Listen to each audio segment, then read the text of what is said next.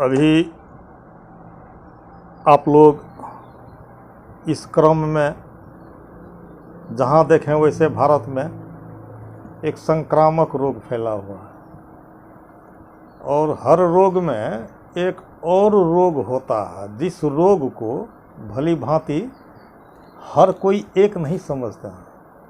हर कोई एक का क्या कहने का मेरा प्रयोजन है, सबसे तो पहले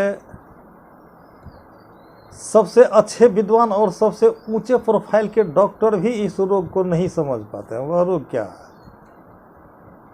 फियर ऑफ डेथ। ठीक ठीक, मृत्यु का भय। मरने से कौन नहीं डरता है? एक ही आदमी नहीं डरता है जिसने मृत्यु को पहचाना है। एक ही आदमी नहीं डरता है जिसने उस मृत्यु को पहचाना है, मृत्यु के परिभाषा को पहचाना है, मृत्यु का मूल्यांकन किया है। उसे मृत्यु का भय नहीं है। उसका मृत्यु जीवन एक ही चीज़ है, दो वस्तु नहीं है। जन्म लेके जिस धरती पे आए 3 मिनट जिए तो 3 मिनट आप मृत्यु को भी जी लिए। उसके जैसे मान लीजिए 1 मिनट, बहुत दूर की बात है। सुकरात की फिलोसफी कुछ इस ढंग की फिलोसफी थी जो उस समय में इजिप्ट में लोगों ने स्वीकार नहीं किया। तो लोगों ने स्वीकार नहीं किया तो नहीं कहता मूर्ख राजा राज करत है, पंडित फिरत भिखारी उधो हो, कर्मन के गति न्यारी। तो एक सुकरात जिनकी ज़रूरत थी वो फ़कीर था। और फ़कीर में भी कैसा फ़कीर रहा था? शायद मेरे ख्याल से जात से कुम्हार था, और एक इनके अंदर में ऐसी ज्ञान जगा,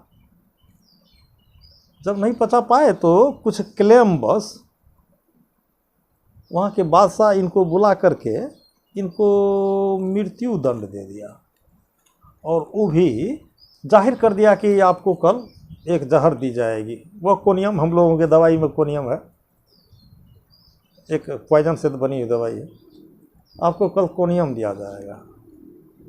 तो ठीक है, घबराया नहीं सुकरात ने, लेकिन उसका शिष्य अरस्तु ने उनको वहाँ से निकालने का सारा नहीं, अरस्तु डोंट, हाँ सुकरात, प्लेटो कहने में मिस हो गया, प्लेटो ने सारा इंतजाम कर रखा था। कहाँ से इनको निकालना है, कहाँ ले जाना है, कहाँ किस हवाई जहाज़ में फ्लाइट में उड़ाना है। और यह संवाद लेकर के जब गया सुकरात के पास, कहा हुजूर देखिए इस ढंग की बात है, सारी व्यवस्था हो गई, अब आप तैयार हो जाए। कहा तुम भूल गए प्लेटो, मृत्यु एक अच्छी वस्तु है। अगर मैं यहाँ से भाग जाऊँ तो मैं इस शरीर का सुरक्षा तो कर लूँगा, लेकिन विचार मेरे मर गए, इसलिए मुझे मर ही जाने दो ताकि यह विचार मेरा जिंदा रहेगा। और बहुत प्यार और प्रेम से कोनियम को सुकरात ने पी लिया।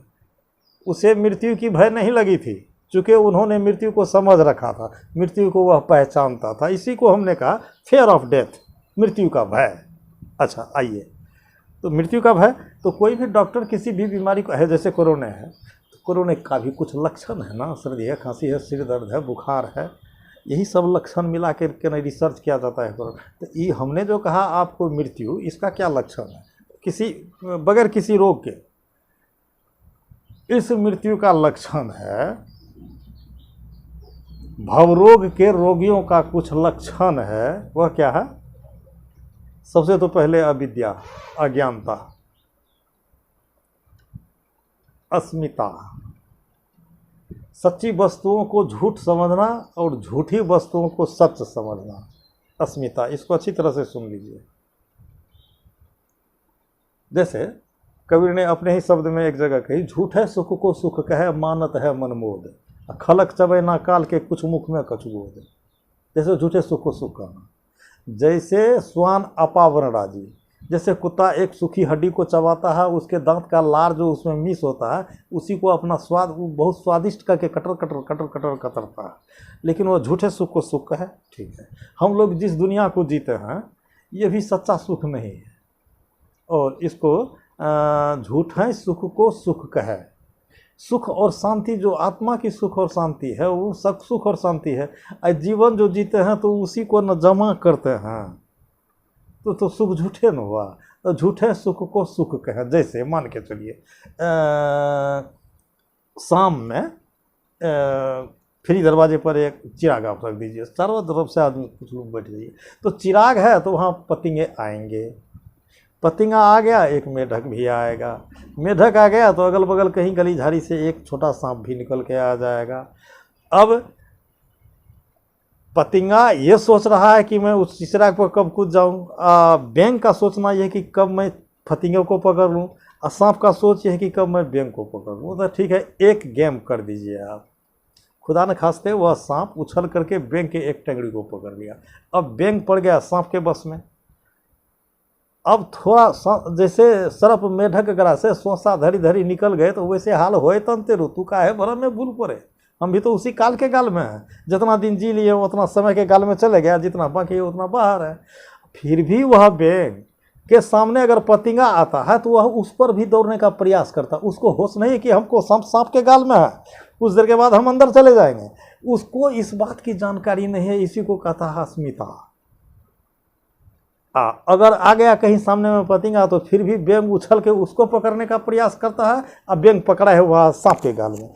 इसीलिए कबीर ने कहा झूठे सुख को सुख कहे। हम जानते हैं कि हमारी उम्र 55 साल है, 55 चले गए, अब जितना उम्र होगा उतने न बाकी है, अब फिर भी हा हम करके बनल बखड़िया, बहिया पकड़ जम कैलन चोरिया, कनक कहमनी के पाले पर कर नैना दे गई नीर सुरतिया। सजनों, इसी को कहा कबीर ने अस्मिता, झूठे सुख को सुख कहे, मानत है मनमोद। जैसे मोदक नहीं मिली खाने को तो मन में सोच रहे हैं कि मोदक खा रहे हैं, मोदक खा रहे हैं, और कुछ मोदक का अनुभव भी हो रहा है, मोदक का चिंतन भी, मोदक का स्वाद भी है। इसी को कहा कबीर ने अस्मिता। एक अविद्या, एक अस्मिता, एक राग और द्वेष, राग के प्रति आकर्षण, द्वेष के प्रति विकर्षण, 2 2 4। अब 5वां लक्षण है इसका अभिनिवेश, मृत्यु का भय। भव रोगी के ये 5 लक्षण, ये 5 लक्षण जिनमें पाए जाए वह भव रोग का रोगी है। कहने का हम यही प्रयास किए कि वह भव रोग का रोगी है। तो इस वस्तु को सदगुरु कबीर साहब के बीजक में है, अपन पो आप ही बिसरो, अपन पो आप ही बिसरो, जैसे स्वान कांच मंदिर में भ्रमित भूखी मरियो, ज्यों के हरि बपू निरख कूप जल, प्रतिमा देख अरियो, अपन पो आप ही बिसरो। वैसे ही गज फटिक शिला में 10 नन आनी अरियो, मरकट मुट्ठी स्वाद नहीं बिहुरे, घर घर रटत फिरो, कहें कबीरे नलनी के सुवना, तो ही कवन पकड़ो, अपन पो आप ही बिसरो। इसमें 2 4 प्रकृति के सदस्यों का उदाहरण दिया और दे करके आपको समझाया है। देखो, जैसे श्वान कांच मंदिर में, एक कांच के महल में कुत्ते को बंद कर दीजिए तो वह चारों तरफ भूखते भूखते मर जाएगा। कहे तो शीशा कभी उसने देखा नहीं, इधर भी देखेगा मेरा दुश्मन खड़ा है, उधर भी देखा मेरा दुश्मन खड़ा है, उधर से भी देखा मेरा दुश्मन खड़ा है। सिंह का बच्चा अगर भूल से कहीं कुएं में झांका तो अपनी ही परछाई देखेगा, कूदेगा। उसको सिंह आक्रामक होता है, अपने दुश्मनों को अपने जंगल में देखना नहीं चाहता, तो कुएं में अपनी परछाई को देख करके कूद के अपना प्राण गंवाया। फटिक शिला एक चमकता हुआ पत्थर है, उसमें भी हाथी अपना स्वरूप को देख करके उससे लड़ता है, जाता है, दांत से टक्कर मारता है। वैसे ही गज फटिक शिला में बंदर का तो आप हाल मत पूछिए, मरकट मुट्ठी स्वाद नहीं बिहरे, घर घर रटत फिरो। बंदर आप हाँ, पुराने लोग देखे होंगे, जंगल में बंदर ही बंदर रहा करता था। हम भी एक तो जंगल में बंदर देखा नेपाल में। अच्छा, बंदर के पास में क्या ज्ञान था कि वहाँ पर टॉयलेट बाथरूम का व्यवस्था नहीं था, तो हम लोग जंगल में जाते थे, तो वहाँ भूल से अगर बंदर बैठा हुआ था, हम लोग वहाँ से 10 डरिया करके आ गए, कोई दिक्कत नहीं। अब बंदर पर जो ढेला चलाने वाला होता था उसको तो रास्ते में बंदर लपक लेता था, क्या वो 1 2 4 आदमी के अभाव में या बिना लाठी का चला जाएगा, उसको नोच खाता था। कुछ ज्ञान उसको भी था। अच्छा, बहेलिया उस पर भी ज़्यादा विद्वान होता है, तो डिग्री होल्डर होता है। एक थोड़ा सा घड़ा में मुट्ठी डालता है, घड़े का मुंह बंदर के मुट्ठी के आकार से छोटा, कहीं फील्ड पे रख देता है, कहीं चिप के बैठ जाता है। आता है बंदर, उसमें हाथ घुसा के मुट्ठी पकड़ता है। मुट्ठी पकड़ने के बाद होता क्या, तो घड़े का जो मुंह है छोटा पड़ जाता है, इसके मुट्ठी के आकार से भाग नहीं पाता, इसीलिए झोल झपट में बहेलिया उसको पकड़ करके उसको कैप्चर करके कड़ी लगा के पुतली आगे टोपी पहना के ना, परकट मुट्ठी स्वाद नहीं बिहुरे। एक मुट्ठी मुढ़ी के स्वाद में पड़ कर के मरकट मुट्ठी स्वाद नहीं बिहुरे। घर घर रटत फिरो कहें कबीर ए नलनी के सुहाना, तो ही कवन पकड़ो। यही हाल उस सुगे का होता है। अच्छा, हमने जो कहा आपको कुत्ता, कांच के मंदिर में कुत्ता तो लड़ेगा ही लड़ेगा ही। अच्छा ठीक है,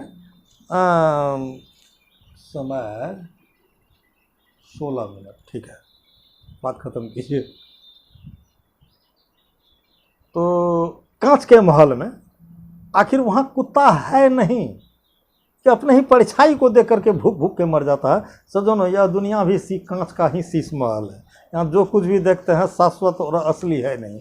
झूठे सुख को सुख कहे, मानत है मनमोद। विवेक कीजिए, अकल कीजिए, संतों के साथ में जाइए, इस दुनिया के सार और रहस्य को समझिए, और जो करनी है संतों की उसको कीजिए।